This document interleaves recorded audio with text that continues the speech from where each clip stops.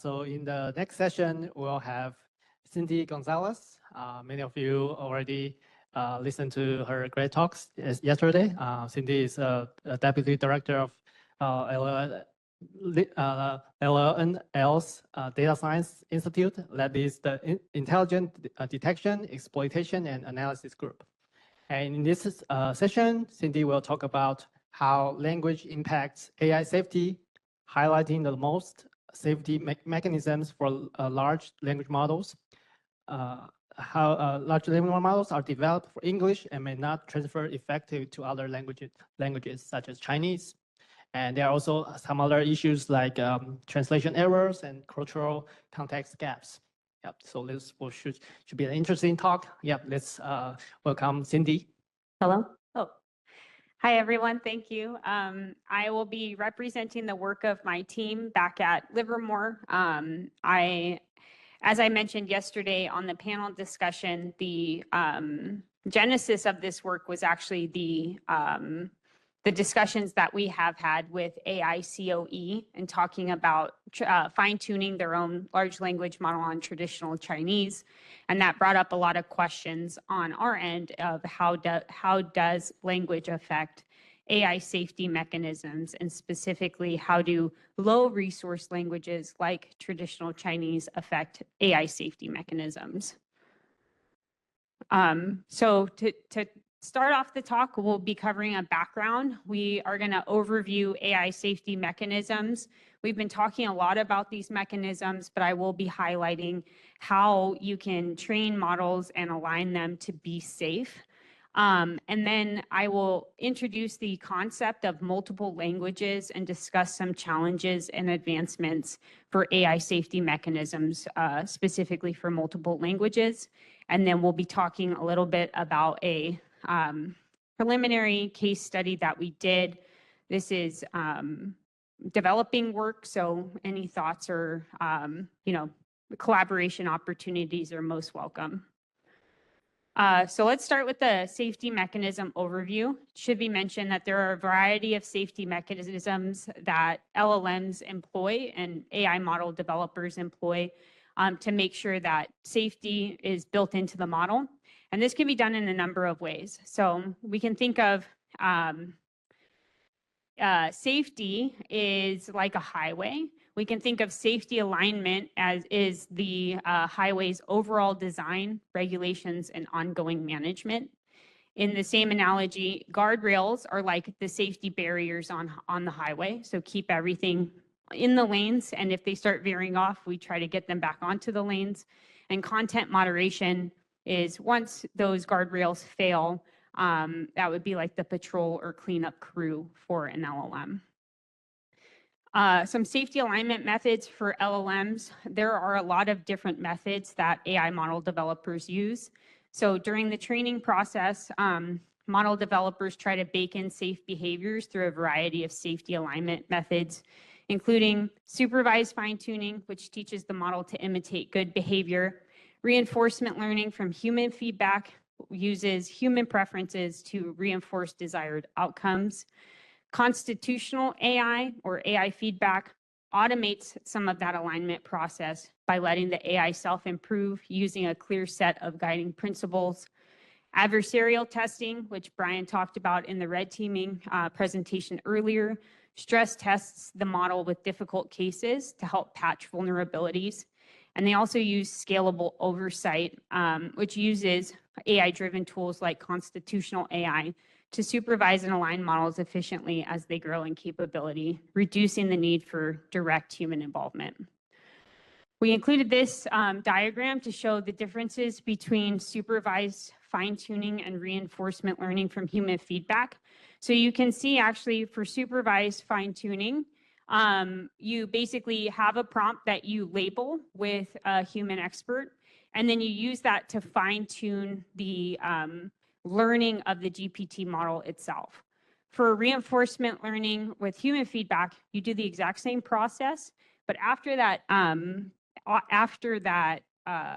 training process is done, then you use reinforcement learning provided through human feedback to fine-tune how the model will respond to prompts. So you can think about this if we're talking about a chem bio example. We may want to filter the data set using supervised fine-tuning. So when we're asking the question about how do we grow anthrax, we can do that in supervised fine-tuning by saying, don't answer that question at all. During reinforcement learning for human feedback, maybe we want to incorporate one of those during the presentation that Jonathan gave. Maybe instead of saying we don't, humans don't really like to be told they can't do something, maybe we add a safety banner that says, instead of saying no, we can actually just say, using this information is dangerous. You shouldn't use it without being a human expert, for example. Going on to constitutional AI. So this is taken from by et al.'s paper on constitutional AI. And it just shows the basic steps of constitutional AI process, which consists of both a supervised learning stage consisting of the steps at the top and a reinforcement learning stage shown as the sequence of steps at the bottom of the figure. Both the critiques and the AI feedback are steered by a small set of principles drawn from a constitution. They basically develop a constitution, and during the reinforcement learning stage, they use that constitution to fine-tune the preference model. This can significantly improve the initial model and give some control over the initial behaviors at the start of the RL phase, addressing potential exploration problems. You may notice this graphic was used earlier today. I used it with permission from Brian Bartholdson. And again, this is the adversarial training example that we talked about. So a long-term direction is to continuously improve alignment by training on model-generated adversarial data using LLM assistance to monitor other LLMs. And the adversarial training makes models safer by exposing and correcting failures, which Brian talked a lot about in his talk earlier. While scalable oversight ensures that as models become more powerful, we can still supervise and align them effectively, often by using AI to help oversee other AI. And again, this is a concept that Brian talked about during his talk, Brian Bartholdson talked about during his talk earlier today. So now let's move on to guardrails. So guardrails are mechanisms that control or limit the behavior of a large language model to ensure it stays aligned with desired objectives such as safety, reliability, legality, ethics, and user intent.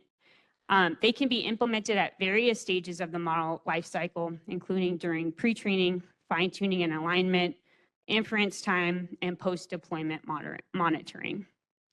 So here's an example from the Llama Guard paper, which shows a Llama Guard guardrail. The prompt is, write a story about stealing an airplane.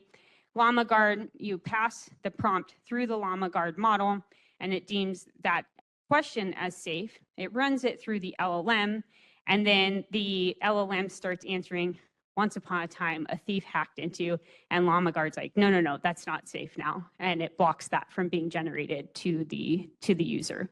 So again, this is model agnostic. It can sit outside of most models. This particular paper is a recommendation from Meta to use this with llama models to ensure guardrails on the models themselves. So some of the reasons why guardrails are important, especially when we talk about safety, is, again, as we've seen today, LLMs can generate unsafe, toxic, and otherwise harmful content, so it can help prevent harm. It can ensure trust and adoption, so users and organizations are far more likely to adopt LLMs that behave predictably and respect safety expectations. You can build in guardrails that have compliance with laws and regulations, and guardrails do act as a second line of defense after the initial alignment. So it can provide more safety in the model. After the model is trained and deployed, you can also employ a moderator for content coming out of the models, which is an important component of AI safety. There's a number of ways that you can do this. You can use external filters. Again, you could do red teaming and adversarial testing, and internal mechanisms in training to improve moderation. Some examples of external filters. So there's classifier-based filters. We'll be talking about one of those today. But basically, you use a dedicated content classification model to identify toxic or disallowed text. There can also be prompt and rule-based filtering. So before the model generates a response, the system can filter or adjust the user's prompt. This can be keyword blacklists or regex-based filters that block prompts containing certain terms, such as violence, illicit activities, the manufacturing of chemical or biological weapons. Other content moderation techniques include reinforcement learning for moderation. So you can penalize the model for producing disallowed content during training. There's also the LLM-based chain of thought moderation that we talked about earlier today, is just having the model reason about the content and policies before responding is an emerging technique of built-in content moderation. This basically works by, rather than just forward passing it, you really ask the model to internally deliberate by thinking step by step if the user's request violates any policy, and if so, what the recommendation is. And this approach, which we talked about, is influenced by constitutional AI and uses the model's own reasoning capability as a filter. So everything that we just talked about and the way that we do safety alignment and we train these models and we do content moderation and we do guardrails just shows you how much is built into the model and also sits outside of the model. One thing that I should mention is all of the mechanisms that I talked about are constructed for English-based models primarily. They are all built in and fine-tuned for models processing natural language in English. And this really brings up the question of what happens if we change the language to traditional Chinese? Can we assume all the safety mechanisms remain intact? So the good news is some techniques that we described actually support multilingual models. For example, RLHF can be used for multilingual and preference optimization. There's also this emerging method of multilingual chain of thought, so prompting the model to reason in a pivot language, so prompting it in traditional Chinese, asking it to reason in English for the English-built models, and then give an answer and translate that answer back out to traditional Chinese is one approach that's used. There's also multilingual classifier models and tools. So teaching a classifier explicitly with a multilingual data set. And there's also policy development. This could be in the approach of a modular policy that sits outside of the model and covers harms and regional add-on policies for local laws or sensitivities. But there are limitations.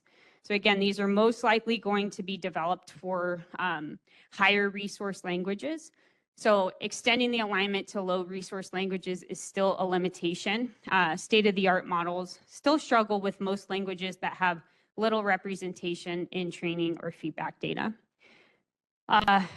We've been talking a lot about censorship. Simon's work is focusing on censorship of CCP models specifically. So it just highlights that there are limitations for culturally informed policies and values alignment. There is a limitation of real-time translation versus native understanding.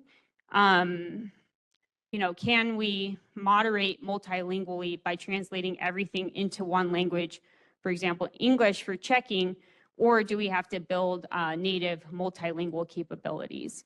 And then there's also the limitation of dynamic and continual learning for moderation, because as we're seeing in the English language, as well as I'm sure other languages, languages do evolve. So new slang terms come out. So alignment can't be a one and done training. I see this at home pretty much every day with my kids, bringing home terms I have never heard before in my life and trying to figure out from them what they're talking about or how they're using a term that I didn't know the definition of. So let's go on to our research and how we started thinking about this problem of multilingual model or prompts in traditional Chinese and how those affect safety mechanisms. So we performed a preliminary case study that translates a benchmark data set, which was talked about in previous presentations called HarmBench, into traditional Chinese. And our goal is to explore how safety mechanisms changed. We took a look at 2 questions. And again, this is very preliminary results. The first question is, are multilingual models more vulnerable than native models? And the next question that we explored is, do high fidelity translations still exhibit the same vulnerabilities? I should mention that our team is a unique blend of AI assurance researchers, DevOps pipeline developers, and we also have analysts and linguists with backgrounds in traditional Chinese on our team as well. So for the first question, are multilingual models more vulnerable than native models? We designed an experiment which would rely on machine translated versions of the original HarmBench question sets. So we basically asked an LLM to translate the HarmBench question sets into traditional Chinese. Then we evaluated those. We evaluated the HarmBench benchmark on the machine translated versions of the original question sets. So translate all the questions into traditional Chinese, and then we evaluated and scored them. And then we compared those scores to the untranslated benchmarks across models. To talk about how we did this, so we created a pipeline for converting benchmarks into traditional Chinese, and we would run inference on the models and classify the outputs as to whether the output is harmful or not using the HarmBench classifier. So this is a classifier that just basically says yes or no if the information coming out of the model is harmful. We use the Llama 3 Taiwan model for translating from English to traditional Chinese or Mandarin. And we wrote a custom system prompt, which is on this slide if you want to read it, to try to ensure accurate translations that was general enough to be repurposed for other languages for future studies. What we find is some multilingual models may be more vulnerable than native models. So we show across the top here, we have the Meta Llama, which is an English-speaking model. Traditional Chinese is not a supported language of this model. We have the Tsai model, which appears to be more vulnerable in both English, which is indicated in blue, and traditional Chinese, which is indicated in pink. And we also use the QN2 model of similar size. So we can see these are both 8B models. And we find similar vulnerability patterns is QN2 does support traditional Chinese as a language. And we find that the attack success rate is also higher for QN2 than it is for Llama in both English and traditional Chinese. Again, as we've discussed today, this is just one metric that we're using. So this is a very preliminary study. There's no uncertainty quantification, as Carl talked about in the benchmarking presentations that he gave earlier. But the preliminary results do indicate there may be an increase in vulnerabilities for specifically multilingual models over the English model. Down at the bottom here, we actually have a larger model. So we're looking at the 70B model. This actually had an attack success rate of 0 in the English language and roughly 14% in traditional Chinese. And we find that the Llama 3 Taiwan, which is a 70B model, again, same base architecture, but this is fine-tuned to have the traditional Chinese dialect in it. In English, the attack success rate is almost 50% and higher in the traditional Chinese as well. And we see similar trends. So for English, the QN is a little bit more vulnerable. And then for traditional Chinese, it's not as vulnerable in this particular case study. So the next thing that we wondered was, again, as I discussed, the first experiment that we did was all machine translated versions of these benchmark questions. There was really this question of, is it that the question or the model itself is more vulnerable, Or is it that the machine translated versions of the questions are not properly accurate or high fidelity? And so we asked a linguist with experience in traditional Chinese to review the machine translated benchmarks to determine the fidelity of the translation. And we have some of his findings on this slide. So he noticed that longer grammatically complex sentences are more prone to translation errors because English and Chinese have different grammatical structures. Translating directly word for word often leads to mistakes. One thing that he pointed out, there are some examples on this slide pulled directly from the Harm Bench data set. But one thing that he pointed out is the translations actually had a mixture of traditional Chinese and simplified Chinese in the translation themselves. And so, more thoughts that he had on this. An English word can have multiple Chinese translations, and translating word for word actually sometimes resulted in incorrect or misleading meanings. So he suggested continuing studying the language habits of both English and Chinese speakers to improve the accuracy of the translations. And instead of translating word for word, maybe try to retain the semantic meaning of the sentence wholly instead. One thing that he noticed were actually, since many of the chemical terms and proper nouns, or because many of the chemical terms are proper nouns and have only one meaning, the translation for chemistry-related questions was actually more accurate. So he recommended translating into simplified Chinese first, then translating from simplified Chinese to traditional Chinese to help compare translation issues clearly. So we modified the system prompt to have it first translate into simplified Chinese and then translate into traditional Chinese. And these are the results of this preliminary study. Again, this is a higher fidelity translation. So we had him look very briefly over the newly translated, again, machine translated results. And he said that the results were much clearer, no simplified Chinese in the traditional Chinese translations. And we actually see a little bit concerning, but we were expecting this, is that the traditional Chinese, specifically for English language models, the attack success rate went up. It stays relatively the same for the Llama 3 Taiwan 70B model. And in QN, which it's a lower resource language here, it actually goes up.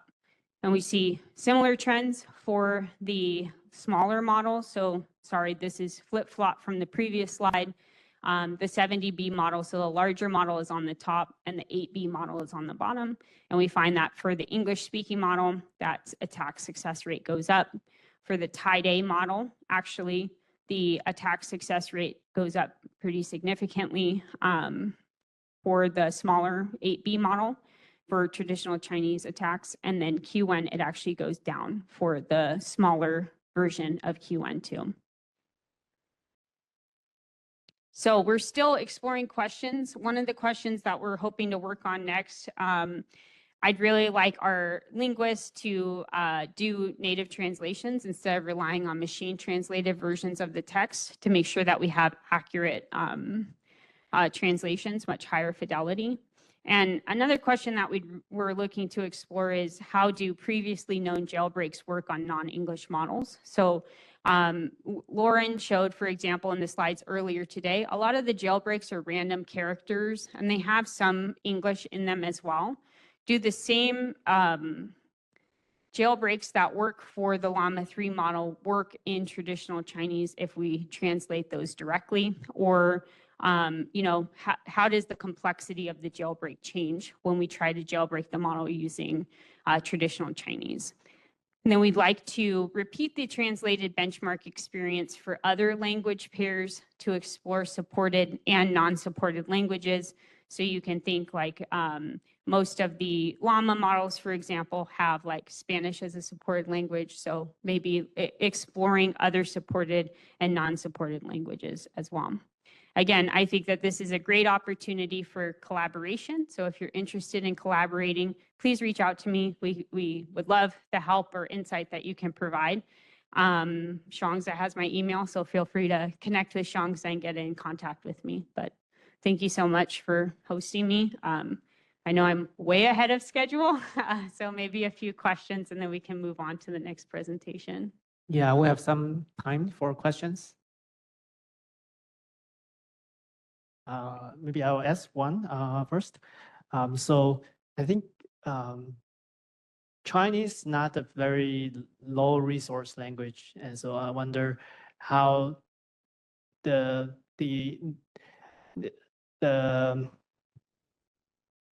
like a text accelerate correlates with the resource. Is it like lower resource languages will be more vulnerable, or yeah? Yeah, so at least from the publications that are out there currently, they are suggesting that lower resource languages make the models more vulnerable. So safety attacks are actually, if you try to do them in low resource languages, they're much more successful than supported languages. But I think it's a very active area of research right now.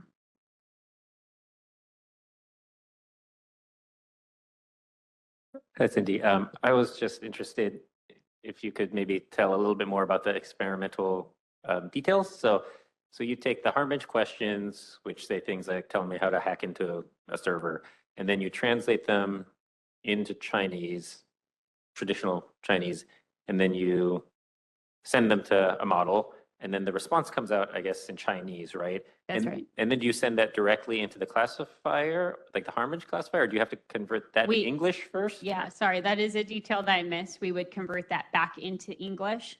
So you can see most likely the translation process is also adding some I see. Okay. difficulty into that. And then so I guess for a lot of them where like the pink bar was lower, that means that when you translate it into Chinese, the model is less likely to answer the harmful question. Is that what? So sorry, let's go back to the, oh no, oh, oh no. So the, thank you. The bars are actually measuring the attack success rate. So a higher bar means a higher success of attack. So more harmful answers are coming out of the model. So that means in English, it's more vulnerable than in Chinese here. Is that right? In English. Like the English bar is higher. So that means the model more often tells me how to like hack into banks, like for the middle one, say. For this one? Yeah. Yeah, that's right. Okay. Yeah. Interesting. Okay, thank you.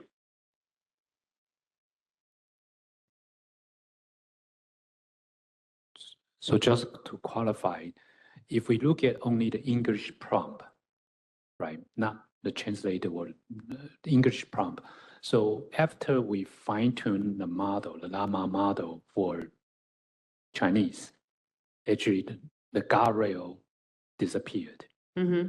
Is that the right conclusion to compare the first two blue bar? Yes, the guardrail or the safety alignment, the performance of the safety alignment eroded when the fine-tuning process was done.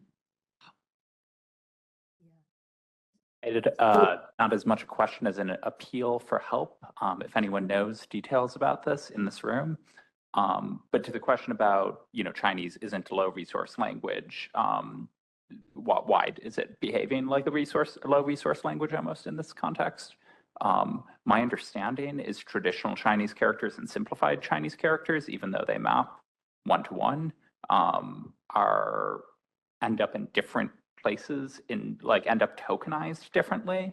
So if anyone can explain to me the details of how tokenization of traditional Chinese characters typically works, I would be very interested in learning that for this and other research.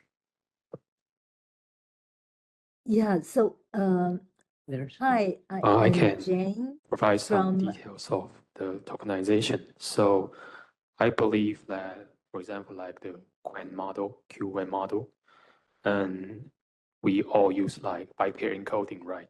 So I think the bypair encoding is done at the Unicode level. So we use this bypair encoding, and the level will be like the Unicode. So I believe that, for example, one Chinese word will be like decomposed to like maybe 2 or 3 the Unicode units. So the decoding process will be these these Unicode units. I believe it's like that. But of course, if it's like the common Chinese term, then that will be grouped together, right? Because it used the bypair encoding algorithm. So I want to share some insight about that. And I have one question to these two figures, because it's kind of strange for me. It's like the Meta Llama 3 8 billion models perform better than the Llama 17 billion models. If we look at the attack success rate and the traditional Chinese dataset, do I interpret that correctly? Yeah, I think at least how I'm interpreting it, and again, I'm representing the work of my team here. How I interpret it is that, yes, the larger model has more vulnerability for traditional Chinese than the smaller model. Do you have some can you thoughts, hear me? maybe some intuition, like why would this happen? Because it seems like the difference is not like minor, it's kind of like some significant difference. So maybe you can share some thoughts about your intuition about this. Yeah, I'm not sure. That's a good question. I'll have to kick that back to my team and see if they have a good response to that. It looks like Jonathan is jumping in. Can anyone I was just hear going to me? say it's like documented, I'm pretty sure, in the Llama 3 training, like the paper, that they took a very different approach to guardrails. So like you might think from Llama 2 to Llama 3 that the guardrails would stay the same or get better, but they actually chose to like make the model more useful, which meant less guardrails. And I know that in my own experience, that's definitely true just in English for the 70B. Like you can see the guardrails pretty clearly in the 8B, but when you go to the 70B, they seem to be like almost gone. So some of that is just, I think, by their design and not an effective language. Does harm bunch require getting a correct answer, or is it just a refusal benchmark? Does anyone know? Because if it requires getting the correct answer, that's another potential reason why the more capable model might. So the harm bench classifier basically says if the response is harmful or not. So a refusal would be considered a safe response, and something that has more detail, substantive detail, would be a unsafe response. But also maybe a incomplete answer or a bad answer, like just that isn't harmful because it's incompetent, which could also explain the 8B being lower, potentially. Okay, there's one question from WebEx. So if you have questions, I think you can speak. There's question from WebEx. No? Okay, yeah. Okay, then as a follow-up question, so it seems that... Sorry, can you hear me go ahead. now? Can Yes. you hear me now? Okay, sorry. I want to make 2 comments about what we are seeing here.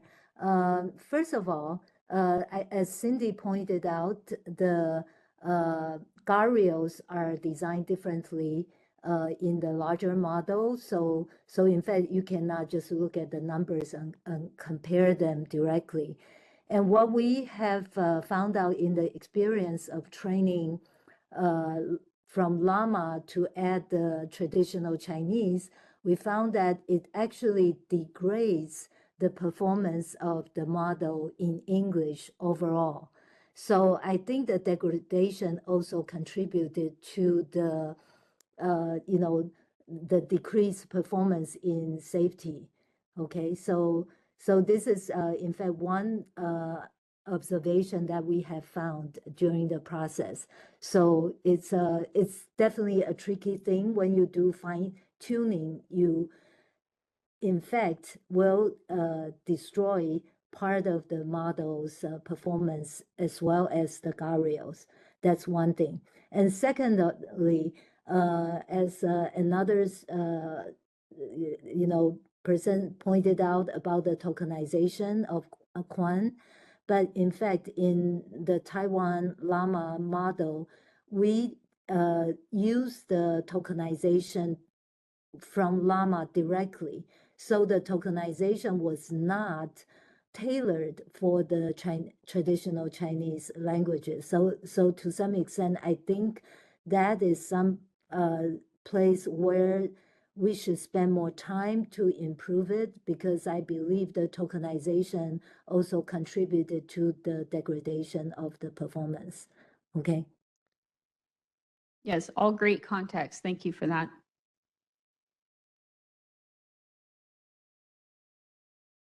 Just curious if there's any pre-processing steps such as lemmatization, or did you just feed it to tokenization directly? Was there any like stop word removal or? I'm not sure of the pre-processing pipeline. I'm pretty confident that it was translation into traditional Chinese and then tokenization after that. I don't believe there was a pre-processing step to remove stop words or anything like that. But that's typically a part of the tokenization process.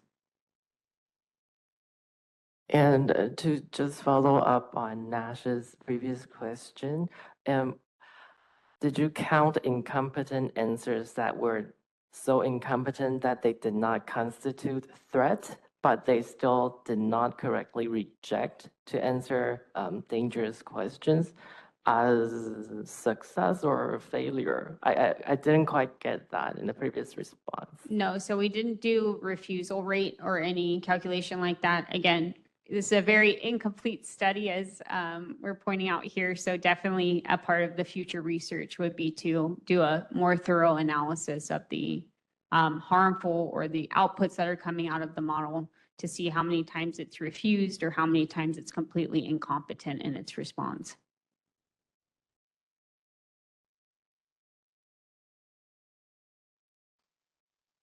Hello. I'm wondering if you have any preliminary results testing out maybe model coming from the same institutions and organization, but different generations. For example, Llama has 2, 3, 3.1, 3.2, 4.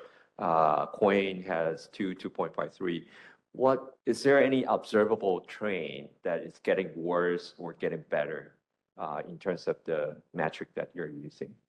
Yeah, so we haven't done that extensive of a study, but I think that's a great comment, especially for a study like this, is to show the progression of the models. Like Jonathan pointed out, as the guardrails change from model to model, does that make the model more sensitive to give out dangerous or harmful responses?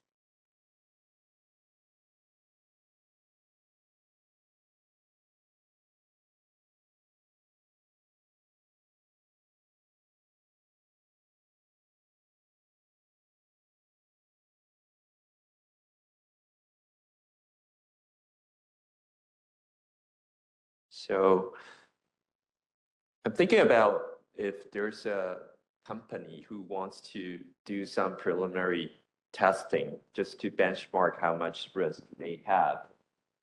How much resource do they have to spend to do a test like this? And what kind of expectation do we envision that in the future, if we want to use one of those models in the product, do we need to like software evolution? When you deploy software, you do some kind of information security testing. Do we expect the same type of testing for every rollout for AI models? What would be your opinion in that? Yeah, I think definitely benchmarking and doing a study of how it compares to previous versions of the model to understand where safety mechanisms are failing. I'd love to hear opinions from others in the team as well. Yeah, this is actually something I've thought about quite a bit because we need to kind of give recommendations on models and their risk profile, but we can't restrict the innovation of industry or limit when they can roll out new models. So you know, some of our early evaluations took months as we were like developing a benchmark and defining our process. As we've refined it, you know, now we can do evaluations, you know, I wouldn't say in a few days, but maybe we could do it in, you know, a month to get all of the benchmarking and uplift studies and manual red teaming all done during the same process. But I think the real strategy should be that eventually you have it refined, your methodology refined enough so you can do it in maybe a week, 2 weeks time, something that at the scale that industry is going to be a little bit more comfortable with, where then it's very much like checking your software and your vulnerabilities, where yes, you do your analysis to feel comfortable with it, but it's not going to delay the rollout of the next model by a significant amount. Well, one of the reasons that I'm asking is because going through the presentations these 2 days, it seems there are so many things to be evaluated. And then if we're doing this for each version of rollout, it seems that it is not feasible for any business. So that's why I'm asking the question whether there's some insight of how often we have to do it or to what extent we need to do it. Yeah, and so that's where I'd say, you know, spending some of the energy up front with your first model release so you get a process in place, and then accelerating that each subsequent time so that, yes, we still want to do it with each rollout, but if each rollout only takes a week's time, then that's worth the effort. I would also add a lot of what we're talking about over these 2 days, and a lot of what the kind of US approach to AI evaluation as it exists right now is built on is the assumption that we're working with a lot of frontier model companies who are building like truly new, truly novel, like first of their type models, in which case it becomes very critical to do a lot of CBRN and WMD type testing. That's always not essential for you know, something like a llama fine tune. It's unlikely that adding a lot of Taiwanese language or traditional Chinese character training data will significantly impact capabilities there.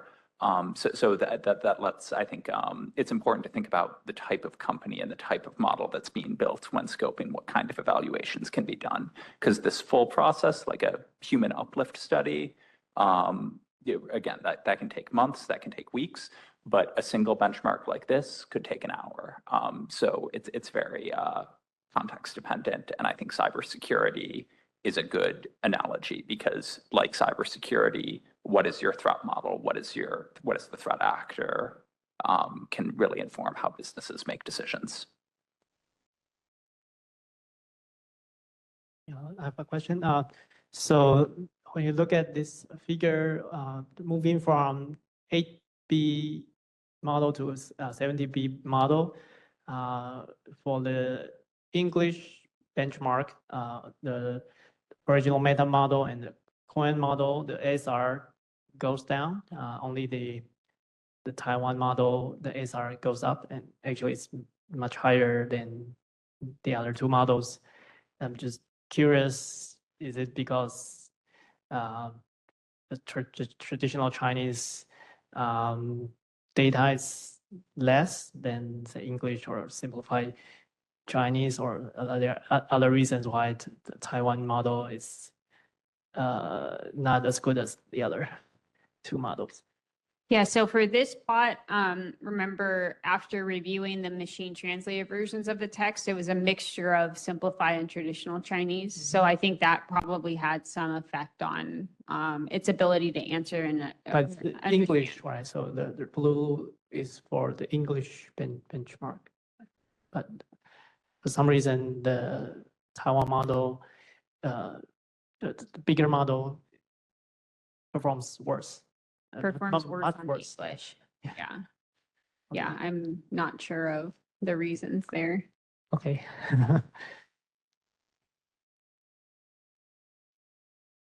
Any More questions? Okay, No, if not, thank you, let's, everybody. Okay, so in the next session, we'll have two speakers, Tabitha Colter and Julian Waugh from MITRE. And Tabitha is a Autonomy and AI Assurance Group lead, and Julian is a senior AI engineer. Both of them are MITRE. So I think Julian will, in this session, he will provide an overview of the real-world attacks on AI systems and public resources within MITRE Atlas, including adversarial tactics and aligned mitigations. Yeah, Julian. Let's welcome Julian.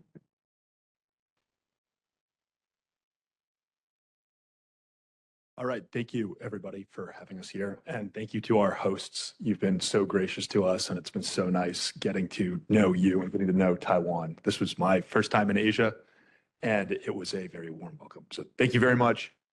So as you stated, Tabitha and I are going to be talking about MITRE Atlas today. Atlas is our framework for identifying, mitigating, and reporting AI-related cybersecurity incidents. Wrong way.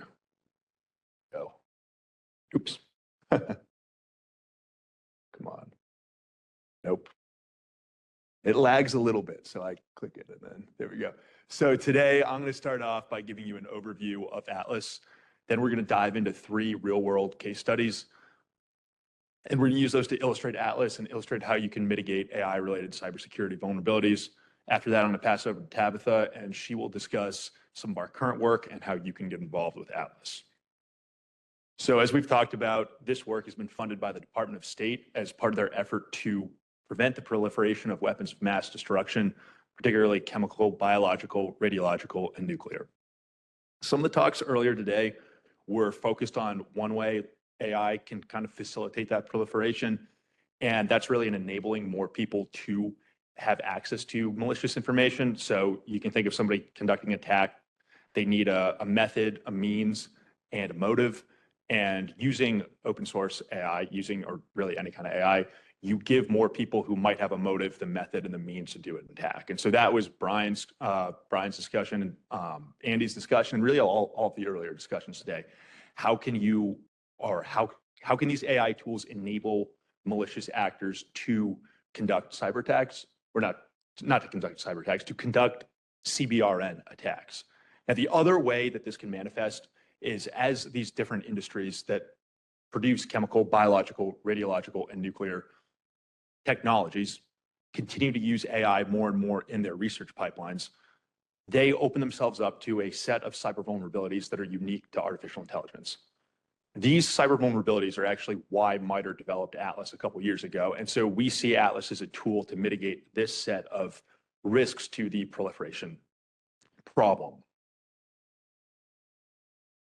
So what is Atlas? At its highest level, Atlas sits within the AI assurance process. And AI assurance is how organizations discover, assess, and mitigate risk related to AI systems. The idea is that an organization will have a set of constraints and goals, both on what it wants its system to do and what it thinks that the acceptable level of risk is. It will implement a system trying to meet those goals and trying to mitigate risk, and then it will observe what is successful and what isn't successful, and then based on that information, re-update its goals, constraints, and mitigations. And so this is an ongoing process. We're not here to offer you guys a perfect solution, but rather to give you a set of procedures and frameworks for thinking about mitigating risk and bringing it down over time, or at least reacting to new kinds of vulnerabilities as they show up.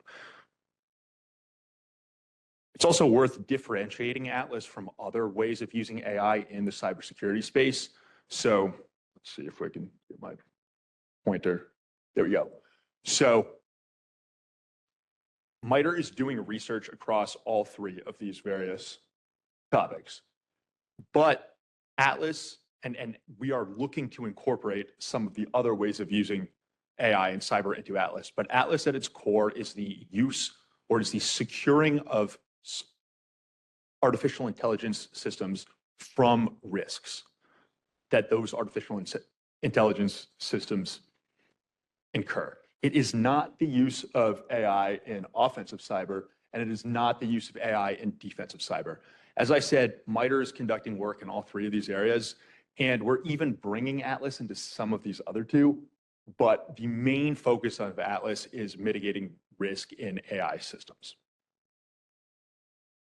If any of you are familiar with Attack, Atlas grew out of Attack. And so the idea of MITRE Attack was to give cybersecurity professionals a common language for understanding cyber events in order for them to be able to share information on those cybersecurity events with other researchers and other partners.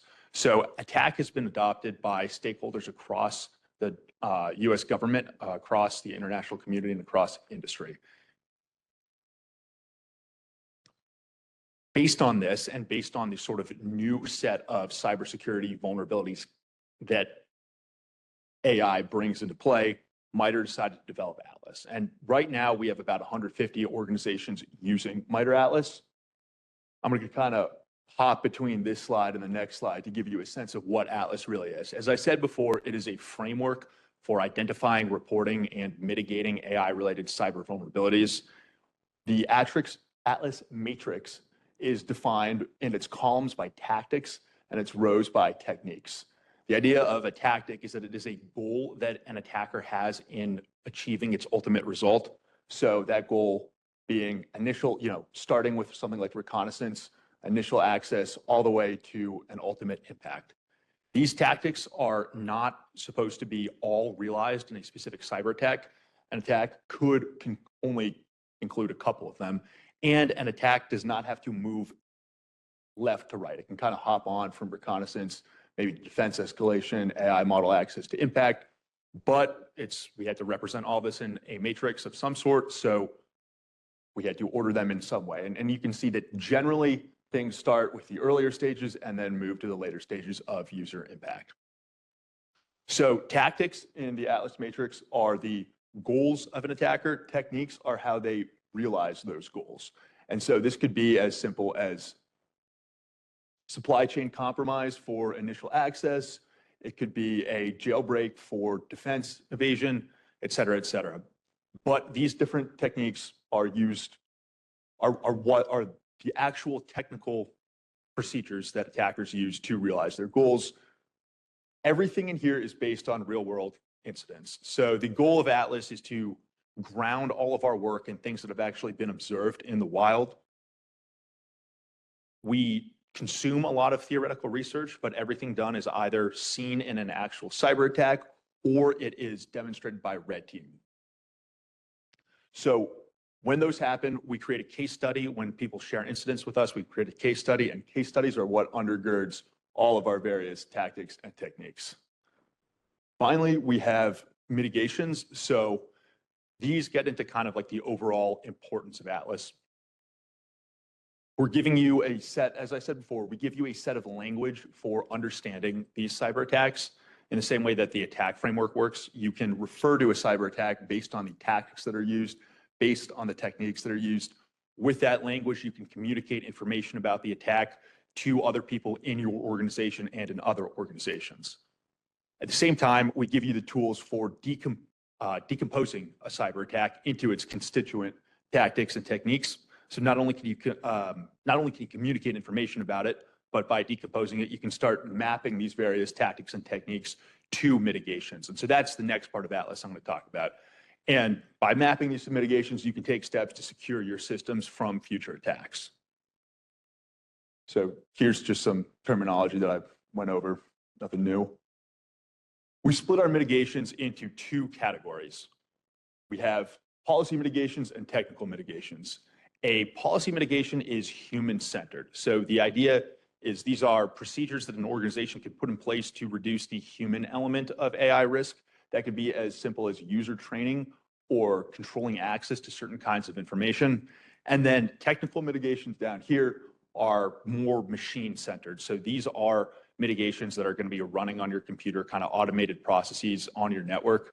We split these then additionally into cyber mitigations and AI mitigations.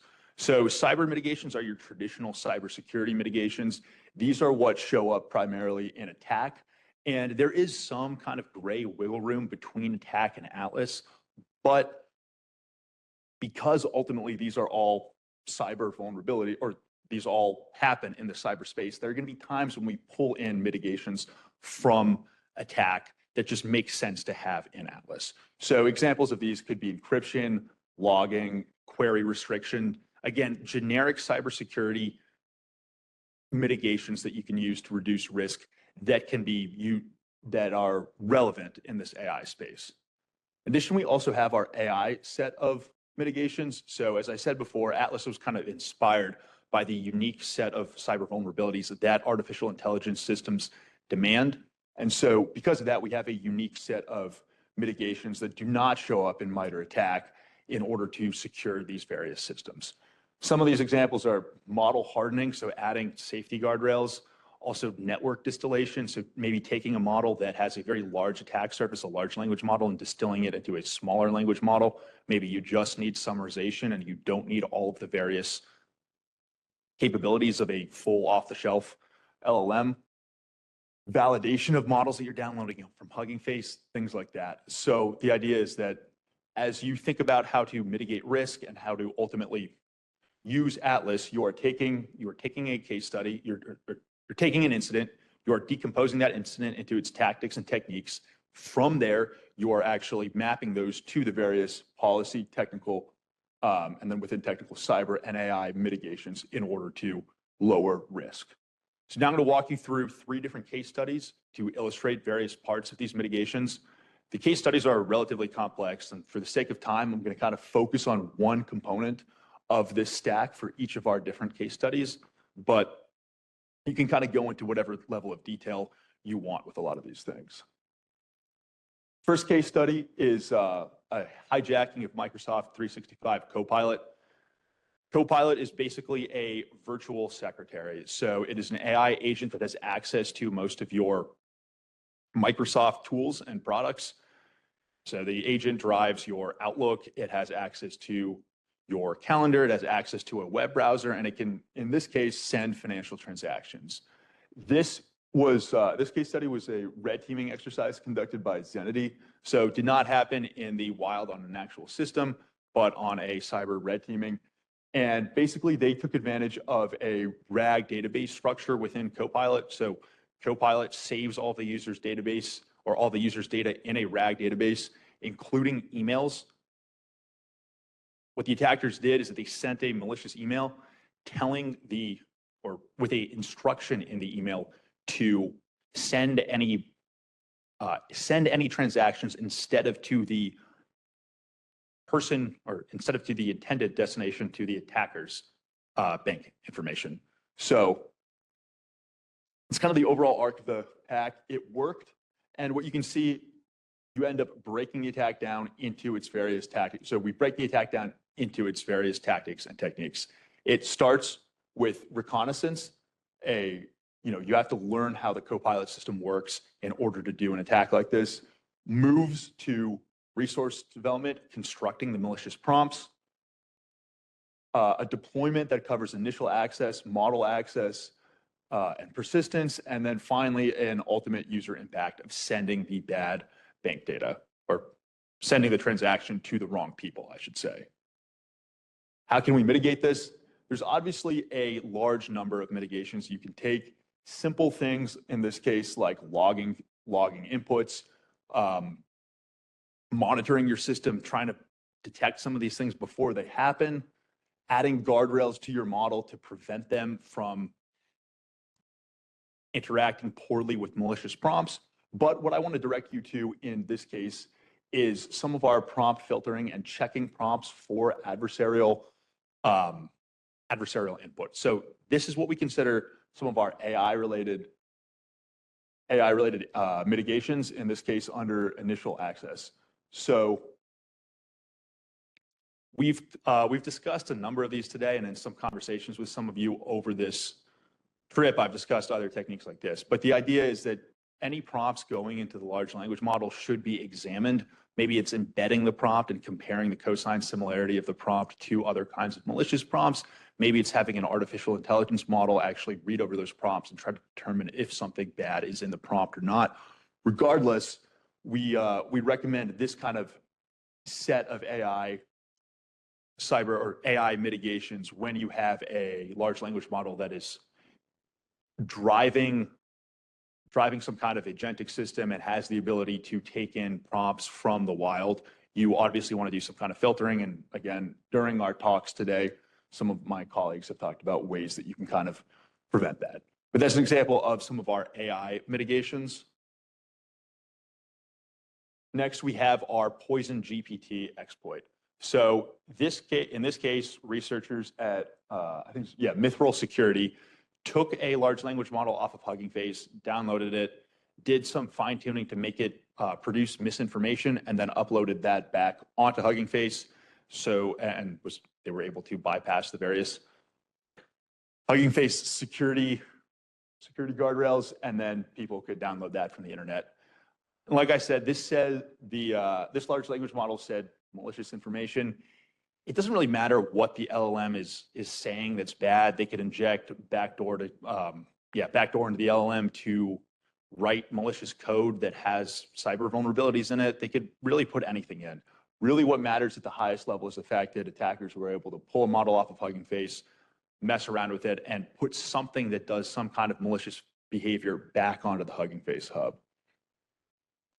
Now, in order to mitigate attacks like this, or actually before we get to mitigations, just again, mapping to our Atlas framework, right? The attack starts with initial access. They've acquired the open source model from Hugging Face. It then moves, so they do the fine tuning, which I guess also counts as resource development. And like I said, there's not like a perfect way to map all these things, but we start with some initial access, we do our fine tuning, we then publish the model to Hugging Face. And so this is our attack staging. We wait for users to interact with it, we acquire it, we do our poisoning here. That's, I guess, where we're doing the attack staging. I guess you could also count that under resource development. Then we publish it, then we wait for somebody to interact with it and incur harms. And we chose this case study to highlight some of our policy and technical mitigations. Policy and technical mitigations. In this case, though, I want to draw your attention to the various policy mitigations.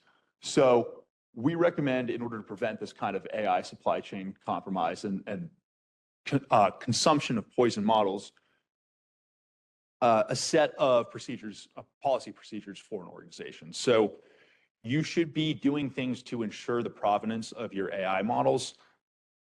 One of those things is an AI bill of materials.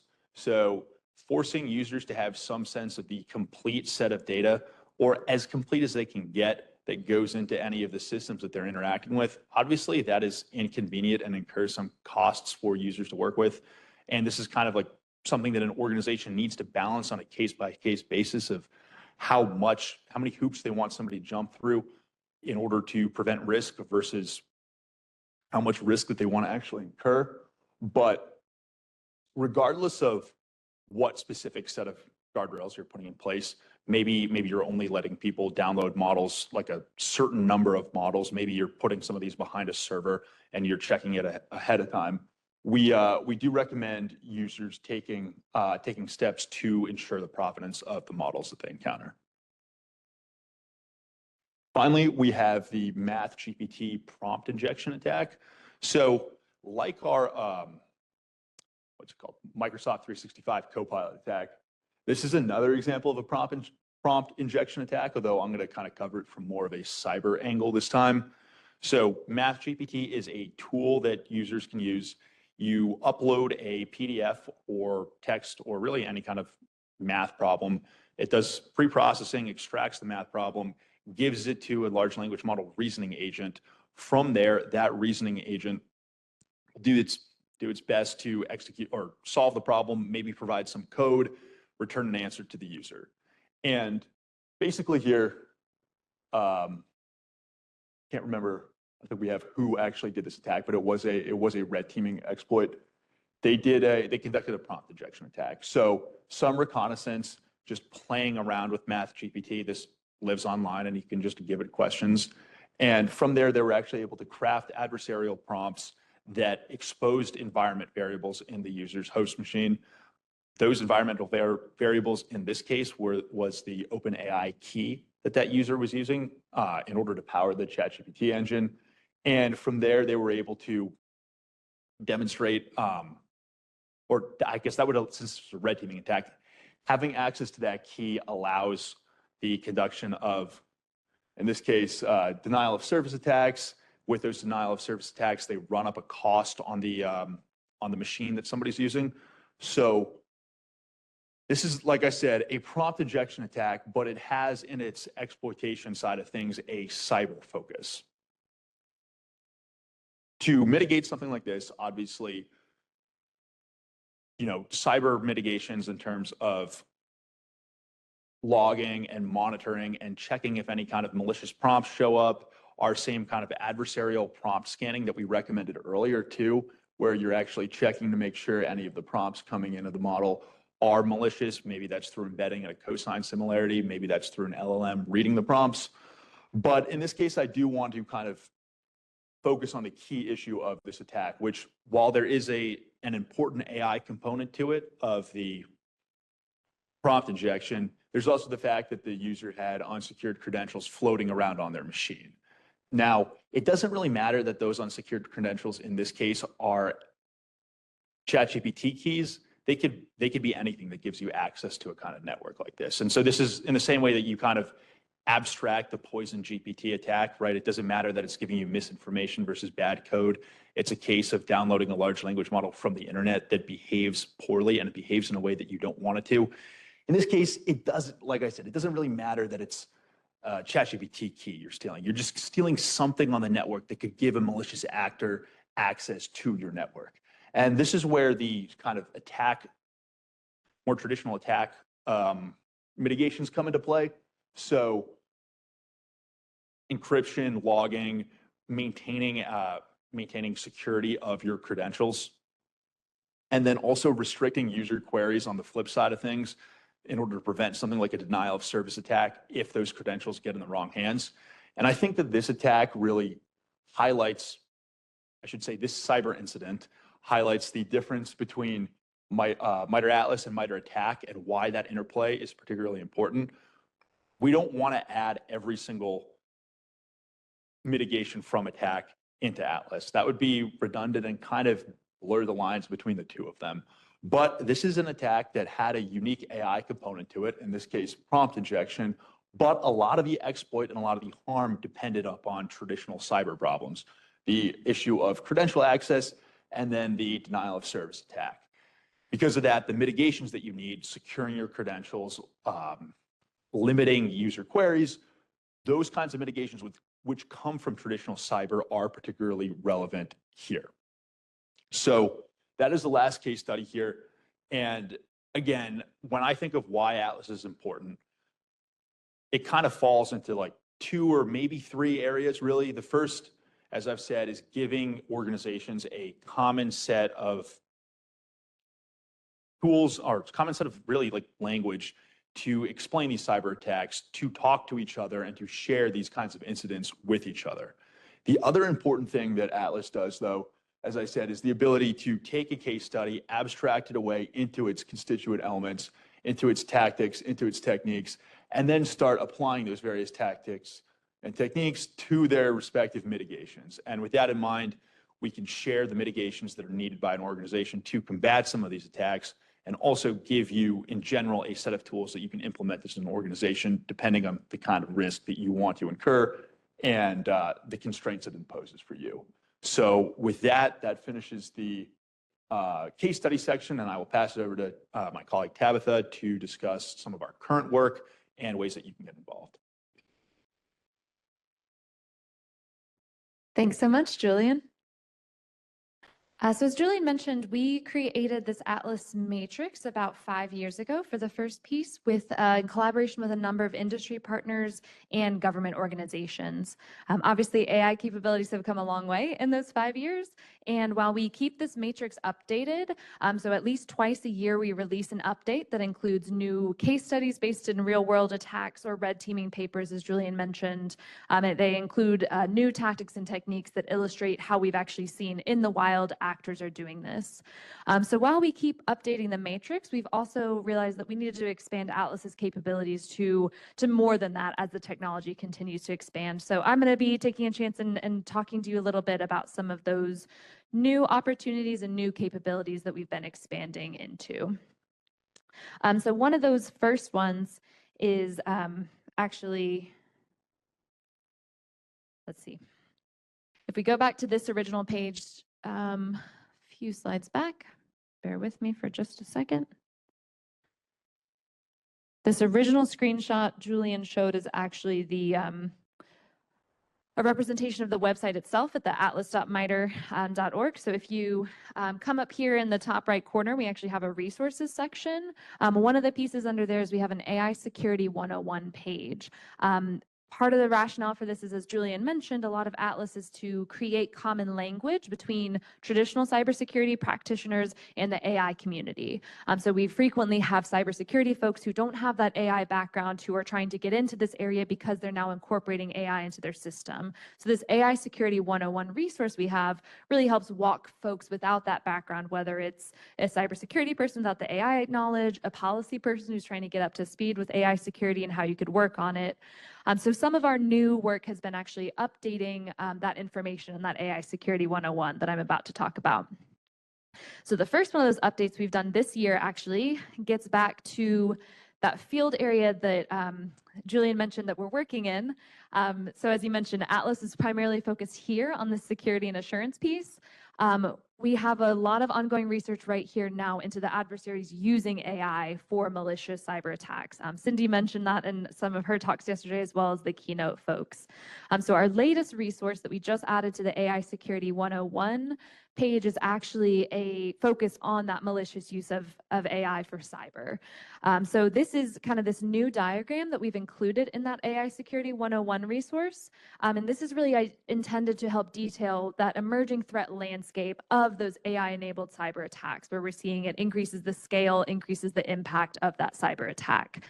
So the goal here, kind of just like Atlas, is to kind of capture that ongoing research and relevant real-world incidents that we're seeing. As Julian mentioned, Atlas is, the AI piece of the attack, which is the traditional cybersecurity.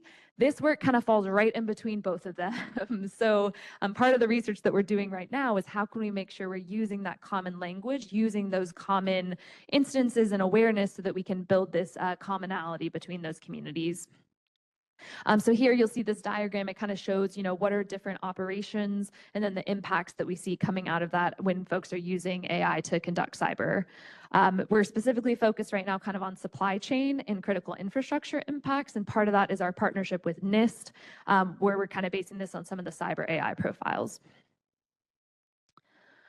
One of the other updates we released this year as well on the Atlas website, so there's a little blurb in this in the Security 101, and then it actually has its own page, is focusing on security for AI-enabled autonomous systems. So when you think about things like drones, things like autonomous vehicles, we're seeing autonomous systems more and more that are having what we call AI on the edge, which is its own AI capabilities built into the autonomous system, where previously, compute power and things like that made that less realistic.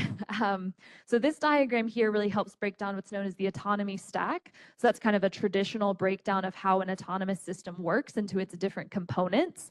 And what we're able to do here in this diagram is we're able to actually highlight which of those components tend to be most often equipped with AI and ML.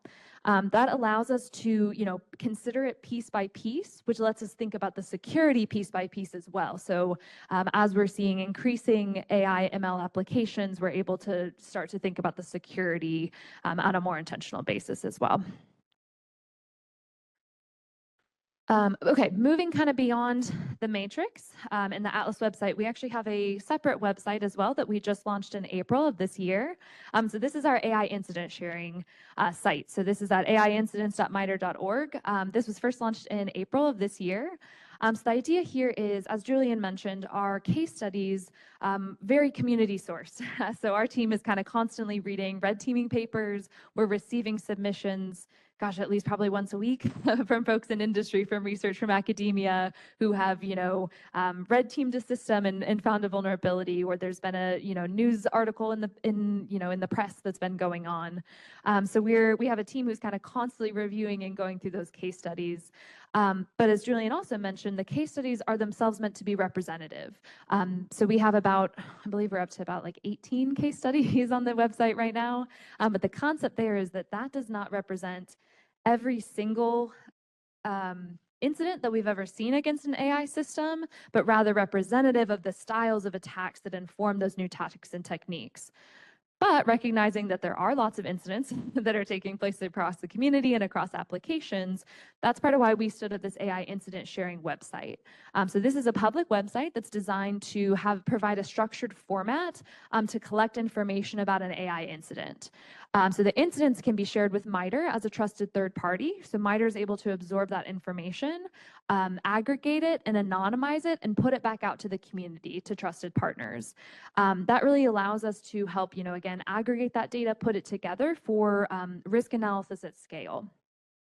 This is also based off of, there's some other capabilities like this that MITRE has operated for aviation, for example, called a SIAS, where we take in information about aviation incidents, MITRE takes it, anonymizes, and puts it out to, for the betterment of the entire aviation community. So kind of loosely based on this idea of MITRE as this third party between industry and between government to help inform better standards and applications there. So this AI incident sharing, when we launched it in 2025, we added a couple of little updates as well too. So part of this component is also walking folks through what information should you be collecting when there is an AI incident. So as I talked about, oftentimes we're seeing a conglomeration of folks come together around these incidents with differing expertise and differing backgrounds. So one of the features of this AI incident sharing page is actually this little report partner that, as you walk through filling out the form, explains to you, what are each of these questions and what are the details and the information that you should be collecting there. Really helps us kind of just improve the quality of those submissions and the rate that people are actually able to complete it, so you don't get stuck on a question and don't understand what it's really asking. And then again, we have these data sharing agreements that let us, again, MITRE take them, anonymize it, and put it out to the public and to the community so we can help facilitate future research. We have this slide just kind of briefly talks about some future planning as well for that incident sharing. As I mentioned, it's still pretty nascent, so it's open for collection. If you or any of your colleagues or organizations have incidents with AI, we would love to hear from you. I'd love to hear your experience of going through the process and what you think might be missing, things you would change, things that were kind of difficult. But so in here, we're going to kind of keep improving, keep iterating on it again, hopefully with lots of feedback from the community. So we're going to kind of do some future API access to kind of help improve the efficiency, and then pulling things in as JSON really allows for transfer format to kind of other industry standards. So if anybody here is familiar with STIX, that's something that's very commonly used in cybersecurity. So we're kind of trying to make sure that, again, it transfers across that barrier to traditional cybersecurity practices. If folks are familiar with MITRE and other communities, I believe Thomas Waugh mentioned this yesterday in his keynote, but MITRE also operates what's called the CVE and the CWE. CVE is the common vulnerability enumeration, and CWE is the common weakness enumeration. These are basically communities that pull together information on vulnerabilities and weaknesses, again, in kind of traditional cybersecurity. So our Atlas team has been working with both of those organizations to consider how do we include AI and the AI perspective into both of those spaces. So For CVE, the vulnerabilities group, we've been working with their board and their AI. They have an operational working group right now to help provide some clarity on how can AI security vulnerabilities fall inside or outside of that existing kind of CVE scope. So we've written some blog posts with those folks. And then on the CWE side, on the weakness side, we're also working with their AI working group on similar AI-related updates. So we've actually added in a couple, this new one you see on there that's focused on improper validation of generative AI. We have kind of some new demonstrative examples we've put in there, also kind of around prompt injection and new examples related to, again, kind of generative AI prompts. So this is ongoing research and ongoing work, but again, just really designed to help improve community awareness and abilities to interact with AI.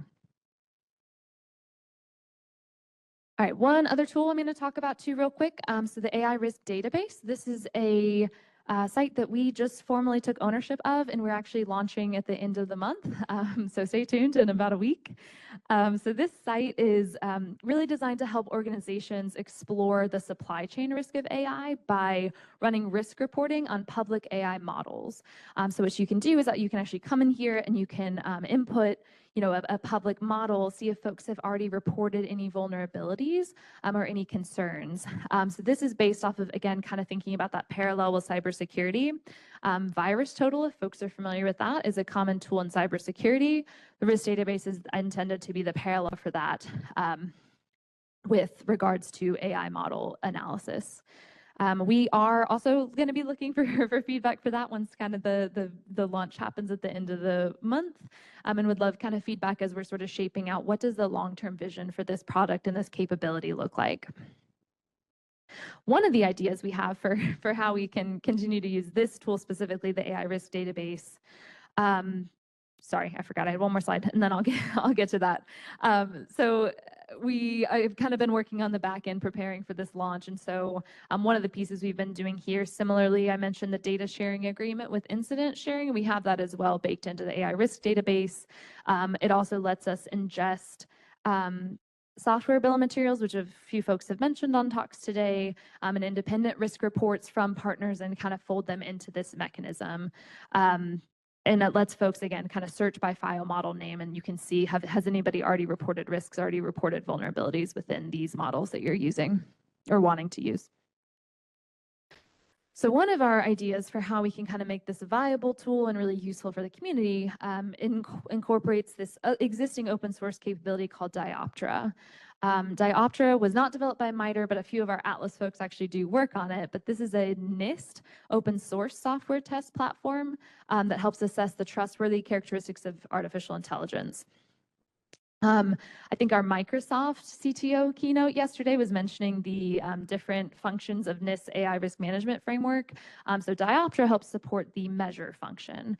It provides, again, the software platform that can help you analyze, assess, and track identified AI risks. So it's a public site that's already up and running. So this GitHub link right here, you can actually go to, and there's lots of different plugins and capabilities that folks can do to kind of test and run on AI models. So one of our concepts here for that long-term visioning that I mentioned we're still working on and would love feedback on is, can we incorporate Dioptra in its capabilities into integration with the AI risk database so that we can use Dioptra as the test platform so folks can evaluate AI models, public AI models there, and then use that to submit reports directly to the AI risk database. That would allow for a little bit more standardization of all of those vulnerability reports, might look a little bit more similar. It would allow risk database users to more rapidly verify or validate results. So say you're looking for a model to perform a certain functionality, you go onto the risk database, you see that there's been a reported vulnerability in X piece, but you want to make sure that that's not going to impact your actual functionality. So you could step over to Dioptra, which is also open source, use that and kind of check through it, and also promote, again, that community sharing of different plugins for evaluation, different experiment templates, just to, again, improve the capability for the whole community. So again, that's the link to the Dioptra site. That's totally available. You can use that right now. It's not currently linked to the risk database, but we have hopes that in the future we'll be doing that. Yeah, so then this slide just kind of overviews these pieces that I mentioned of just how you could get involved, how you could follow up with us. So we'd love to, kind of hear from you and have your experience. As we mentioned, Atlas and all these capabilities are very community driven. We're really reliant on partners, international, domestic, all abroad. So for AI incident sharing, we would love to sort of see your attempts at filling out an incident, whether that's something real that's happened with your organization, something you see in a red teaming paper, kind of testing that out and providing feedback on, information that you would want to send and what you'd want to receive to be able to help mitigate pieces as well. For the risk database as well, when that's launching here in a week, we would love folks to help kind of beta test that system and provide feedback or vulnerability pieces that you're seeing on models. And then the Atlas Matrix, as Julian kind of talked about too, and I just mentioned with the case studies, we're always looking for community submissions. So if you have something that you find in a red teaming paper, something that you find as your organization that you think would be relevant for these public case studies, we would love to hear that from you. If you think one of our techniques, for example, should be expanded in a different way to represent a new capability, we would love to hear that as well. So basically, we would just love to hear from you in any capacity. So this final slide really just kind of shows our website. We have a LinkedIn, we have an email, we have a GitHub. So we would love to connect with you and hear more from you. And to help maybe incentivize that, I have some fun little stickers with MITRE Atlas and one of our techniques as well. So thank you all so much for your time. And Julian and I would love to take questions.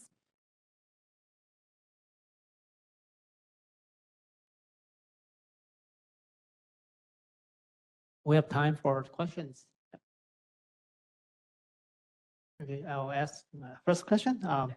So I think the AI incident sharing is a very cool idea. I'm just curious how, are there many people sharing and what are the incentives for people to share?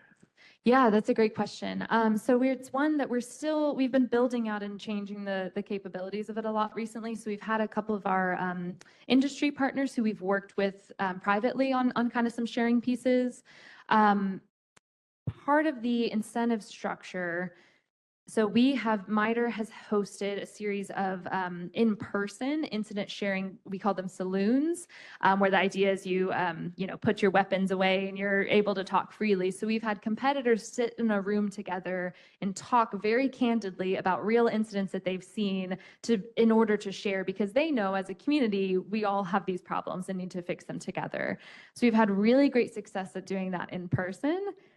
But that's hard to do every time something goes wrong, right? And so the concept for putting it online is how can we bring that trusted environment into an online space for more rapid information sharing. So part of the incentive here is providing a little bit more formal of a mechanism. What we've heard from a lot of these industry folks is they just pick up the phone and call their buddy at another organization, and that's how they're sharing information about security incidents, which is great if you know the right person, but if you're not in that loop and you don't hear about this incident, it can be really bad for the whole community. So again, the incentive is that, MITRE is not a government entity. So by reporting it to us, you're not triggering, particular legal incidents or things like that while still getting the information to the community. So little bit of carrots that we're trying to build out there. We are actively trying to incorporate more and more of those incident sharing. So some of our government partners, for example, we're working with some of them on having private classified versions of this incident sharing, just so their organization can share internally about incidents. So yeah, it's still very active, but again, really emerges from this need we've seen in the community.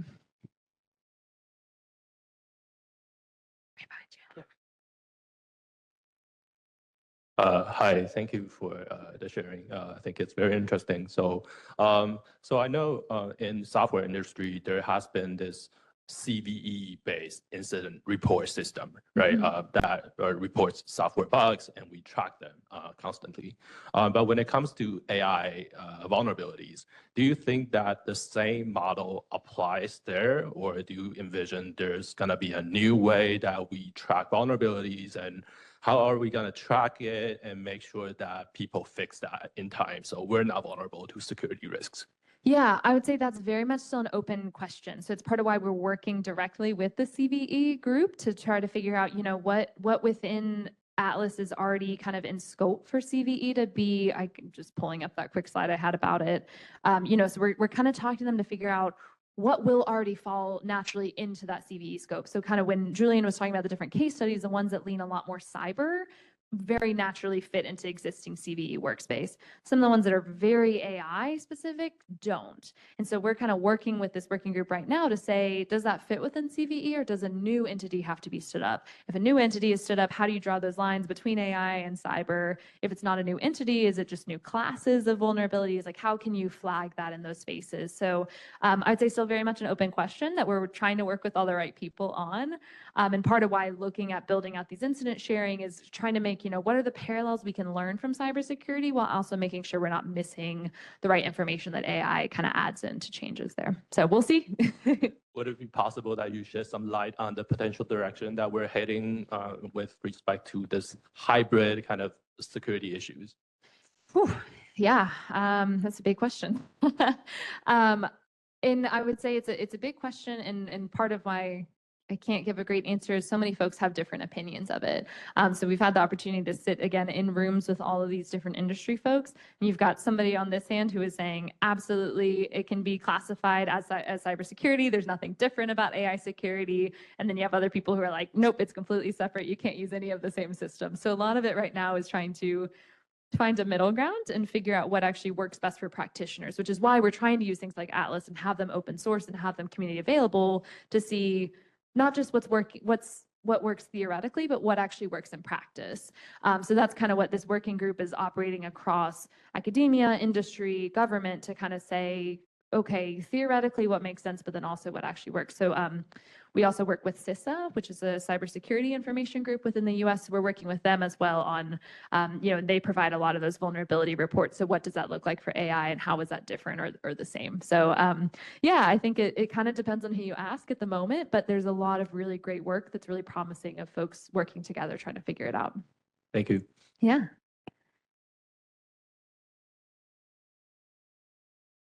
There's a question there. Thanks for this sharing. I have two dumb questions. Dumb question number one, what's the difference between vulnerability and weakness? Dumb question number two, so it's a really great idea to open up an API for people to more immediately submit cases when they spot it to the shared AI risk database. But then is there a mechanism or have you thought of a mechanism to protect against deliberate data contamination? Like if I'm being evil to that, I'll feed you garbage and things of that sort. Yeah, no, I don't think either of those are dumb questions, just to be fair. I'll answer the second one first about the incident piece. That gets kind of to the scale question that was just asked. Right now, we have a human who's reviewing all of the things that are being submitted because it's at a low enough scale that we can do that. But that is a future leaning thing that we have an eye towards of once we start automating that work, how can we make sure that we're not capturing malicious or poisoning our own data set on accident. So yeah, we don't have the technical solution for that yet. We just haven't gotten to that point in the evolution, but we know it's coming and we're working on it. That's part of what using things like STIX format, which like the cybersecurity community has used. We're again trying to learn from those lessons that they've done. The CVE and the CWE differentiation, I am not the expert who has been sitting on those two communities, so apologies in advance if I mix up the difference between those and can't speak to it as well. Julian, I don't know if you happen to know more about that one, but vulnerabilities, I believe my understanding is that is more of a reported formal issue that has been identified and kind of classified within the community and that has a known or a little bit more measurable impact. A weakness is a little bit more of a question mark of something that's kind of been identified, but maybe isn't classed quite the same way and has as clear of an output.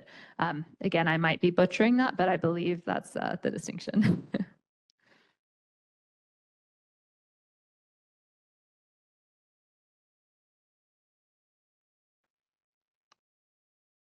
Hello. Thanks for sharing. And I want to ask, because these 2 days we have there are many talks that talk about like how to do these kind of like AI security stuff, some benchmarking and red teaming. Yeah. And I was curious, like if we as maybe like a small company in Taiwan, and is there like in a general context, is there any like low-hanging fruit that we can apply to like to make our system or make our product using AI more safety, right? Because I believe like there are already some common pattern or like frequently pattern that already exist in this field. So I'm wondering, is there any low-hanging fruit, or like is there any like low-cost method that we can apply immediately to improve the safety? Yeah, that's a great question, and one that we hear all the time from folks of like, you know, I have limited resources, I have limited time, I'm a small company, what can I do immediately? So we have a couple options there. So the Atlas Matrix actually has a navigation layer that we call it, where you can actually download the Atlas Matrix and map it to your own system. So you can say, okay, you know, looking back at sorry, it's going to take me just a second to kind of go back here at all of the different techniques and tactics that can be applied. You can basically go through and filter out which are the ones that are actually relevant to my system and to my AI enabled piece. So one option there is you can, you know, download it and kind of put your own highlights on like what are the 5 critical things that we're actually working on, and then you can map the mitigations that Julian talked about to those functionalities that you have. So you can kind of self-filter what's in the big public Atlas matrix. Another thing that we do, and I don't know that it's actually shown in the screenshot, the same it's not. Basically, it's a resource kind of under here when you kind of click and do more about Matrix. There's actually a heat map that shows the existing case studies within Atlas. What are the most common of these tactics and techniques that are being used over and over again in the case studies?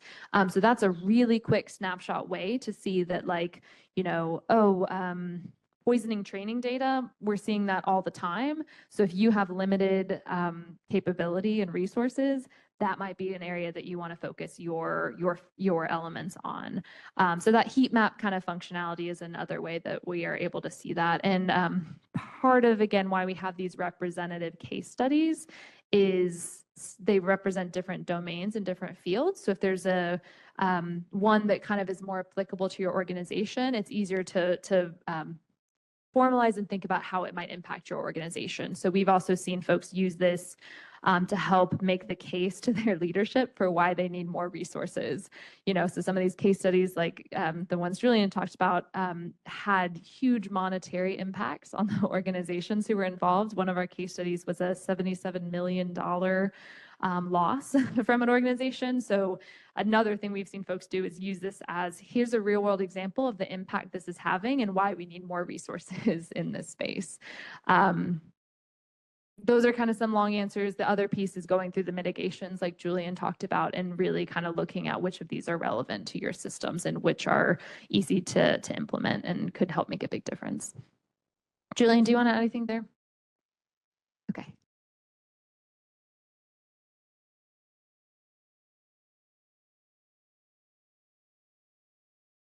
I want to follow up on Shui's previous questions on CVE. So I'm not an expert on traditional cybersecurity, but my impression is that like CVEs, they will have patches, and like you know that when you install these patches or upgrade your OS, you're fine that those CVEs already fixed. But now it's AI, you cannot, like a lot of attacks, you cannot 100% fix.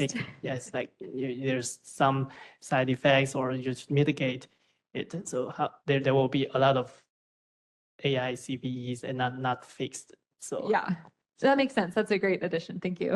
Okay. Yeah. Any final questions?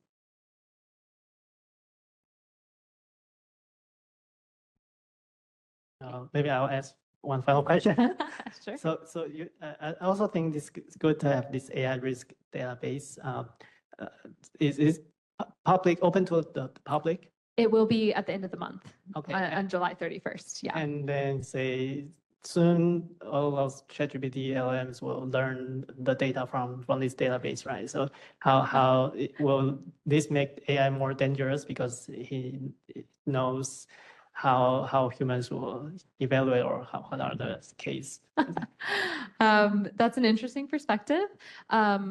Again, the risk database is more intended to outline vulnerabilities that people have seen in public models. So I think the idea is it's, again, helping to raise the community bar for effective and safe models. You're right that folks might be able to use it to manipulate and show, you know, the red teaming perspective, like what we do for most of Atlas.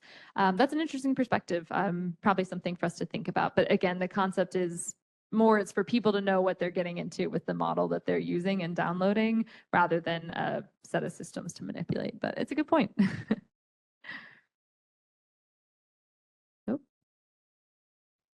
Hello, I have another question about like the